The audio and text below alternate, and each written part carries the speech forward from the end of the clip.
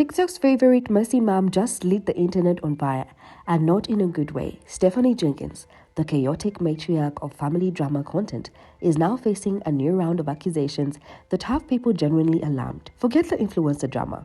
This isn't shade, gossip, or a clapback moment. We are talking substance use, visible, speculated, possibly real. And it's not coming from trolls, long-term followers, concerned fans, even people who once rooted for her are now connecting the dots. And the picture looks bleak. For years, people joked that Stephanie and Jules' lives seemed like a slow-motion car crash. But now, that chaos might finally have a reason. From wild spending habits to unstable home life, and now a viral video featuring what looks eerily like a pipe, Stephanie's story is no longer just messy, it's potentially dangerous. Let's not beat around the bush. Stephanie was recently seen with what many viewers believe to be a pipe sticking out of her leggings during a casual video. She was casually folding clothes and talking about everyday things, completely unaware of what was visibly poking out of her pants. It was subtle, but not subtle. That clip, once posted, was snatched up by internet detectives, slowed down, zoomed in and analyzed frame by frame on TikTok, Reddit, and Facebook groups. People who've had first-hand experience with addiction and recovery didn't even hesitate to say, that looks exactly like a pipe. What made it worse is that this didn't come out of nowhere. Y'all, okay, so apparently Stephanie Jenkins has been exposed for using METH. Now, at first it was all speculation, but in her latest video, people saw some hard evidence. So let's go ahead and analyze. So this is her last video, and as you can see, there seems to be something in her pocket that has a very circular shape and then a little pipe. And if you look, this image is pretty hard to come by. Like, this could only really be a few things. And one of those things is a pipe. And there you can see Stephanie like folding the laundry. So I went ahead and did a little bit of research to see like what a METH pipe really looks like. And it seems to almost be an identical shape, like literally identical. Now, am I surprised? Absolutely not. But I am a little shocked that she didn't catch that and that she hasn't taken the video down. I think she's not taking the video down because she knows if she takes it down, then it's gonna make her look really guilty. And mind you, literally last night, if you go to my most recent post, she had posted on Facebook saying that she sees all the comments and that she's never done anything hard. Why would she have that like in her goddamn leggings? Like, girl, how often are you using all that? Stephanie and her partner Drew have both battled substance issues in the past. That sighting wasn't shocking to those who knew their history. It felt more like a relapse caught on camera. According to Stephanie's own mother, her daughter started using at the age of 16. That's when things started to spiral. She cut ties with her family, distanced herself from her mom, and fell into the arms of Jeremiah Thompson, a man with an extremely disturbing history. Jeremiah wasn't just a bad influence, he had committed serious violent crimes against his own mother and young girls. But Stephanie, under the fog of substance use, married him anyway. They had 2 children, and despite all the red flags, she remained in that relationship until it completely crumbled. Jeremiah was eventually incarcerated for his actions. After the fallout, Stephanie returned to her mother's home, still using. Her mother, despite everything, stepped in. She paid for Stephanie's rehab using her last savings, not just support, but full-on sacrifice. Every single coin went into giving Stephanie a second chance. Drew's story runs in parallel. According to Alita, a childhood friend, Drew also struggled with substance use from a young age. He too eventually had to enter rehab. Was this a tragic situation? Absolutely not. Stephanie was fucking living fine and grandiose at her mother's fucking house. And Andrew was fine with his government-assisted living. Who basically fucked up this whole situation? Stephanie, by being that down bad for a fucking man to move in with her king, that she basically fucked all of her kids. Can Stephanie redeem herself and still go back to her mom's house? Yes.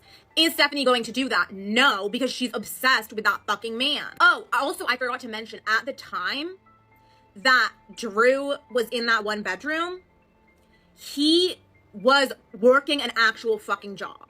He ended off, I don't know what ended up happening with that job, but it didn't work out for him, and then he ended up having to like try DoorDash and all this other shit, and like now apparently he has health problems. So when people point fingers at the couple now, it's not out of malice. It's rooted in history. It's rooted in patterns. No one is making blind assumptions here. Their past struggles are known, documented, confirmed by people closest to them. And now, with that pipe footage spreading like wildfire online, Many believe the past might be repeating itself. Lately, Stephanie and Drew's behavior has taken a sharp turn, one that's left not just viewers but even former supporters genuinely concerned. One of the biggest red flags came when the couple decided to sell off their family van.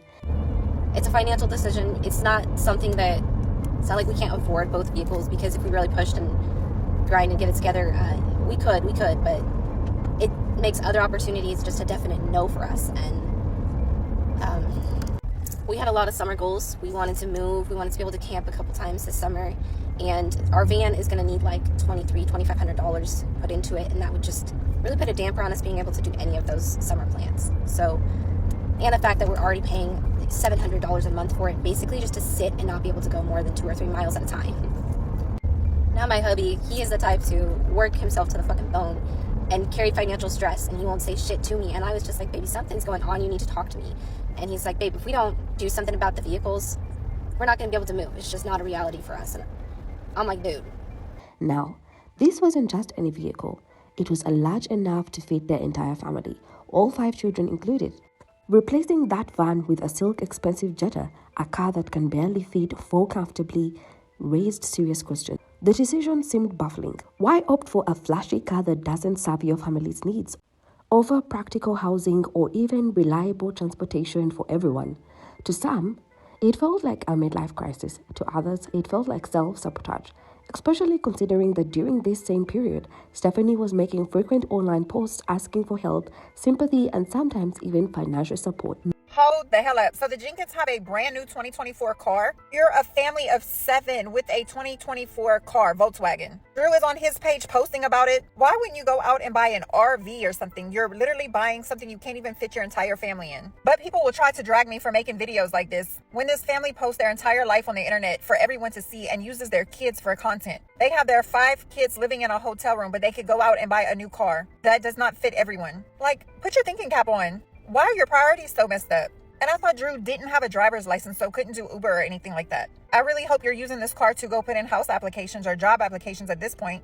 In almost every single one of Stephanie's videos now, she has to show a clip of Drew doing something besides playing the PS5.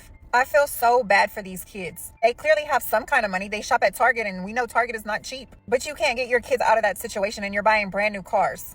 I have no words. Meanwhile, her social media presence has grown more erratic. One day, she's delivering passionate monologues filled with aggression, calling people out, naming names, throwing emotional punches left and right. The next day, she's then almost too calm, giving motivational speeches about healing, forgiveness, and ignoring negativity.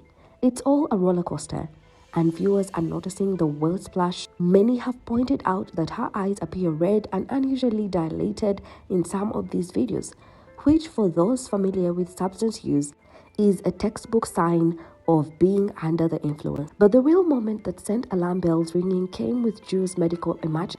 Out of nowhere, he reportedly collapsed and experienced a seizure that lasted between 2 to 3 minutes.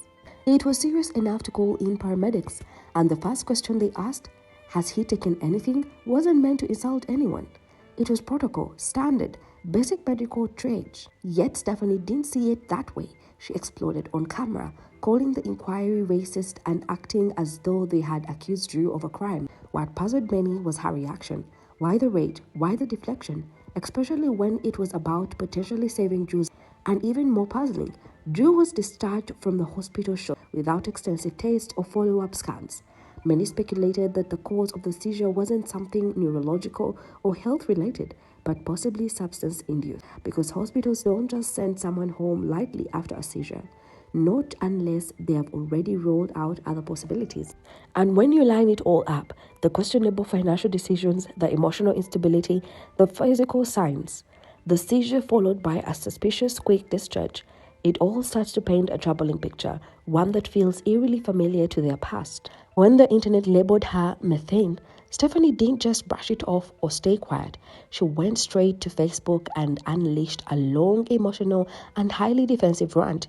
In it, she accused the public of being judgmental, mean-spirited, and cruel, assuming individuals use hard substances purely because you think they are goofy-looking individuals is honestly so wrong. That was just the beginning. Stephanie leaned heavily into blaming poverty, stress, and even online trolls for the way she looks and acts. She wrote, Poverty and stress age a person.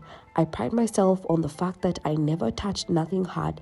I saw the way meth destroyed lives around me, and I refused to do the same. To Stephanie, it wasn't about choices or behavior, it was about looks. She framed that entire controversy as people picking on her for not fitting a certain aesthetic, for not being glamorous, for not wearing clothes that fit. She framed herself as someone withered by life, not someone responsible for questionable acts. But here's where things get shaky. The criticism wasn't about her clothes or facial expressions. It wasn't because she wasn't glammed up. It was about her public choices, the same choices she puts on display for the world to see. Selling a fully functional family van to buy a luxury car too small for their 5 kids. Making video after video ranting about nonsense while her kids appear ignored in the background. And yes, being caught on camera with what looks very much like a meth pipe. And then come the contradictions. Stephanie, in one breath, says that poverty is what's killing her. The stress of being broke is aging her. But rewind in a past video. She literally said working a job strips 10 years off your life, and that she and Drew refused to live that kind of life. So which one is it, Steph? Working hard for your kids worse than being broke with no plan? Is putting in hours at a regular job really worse than not being able to afford housing or proper transportation for your family? Most people, especially parents, would pick the struggle of work over the chaos of instability.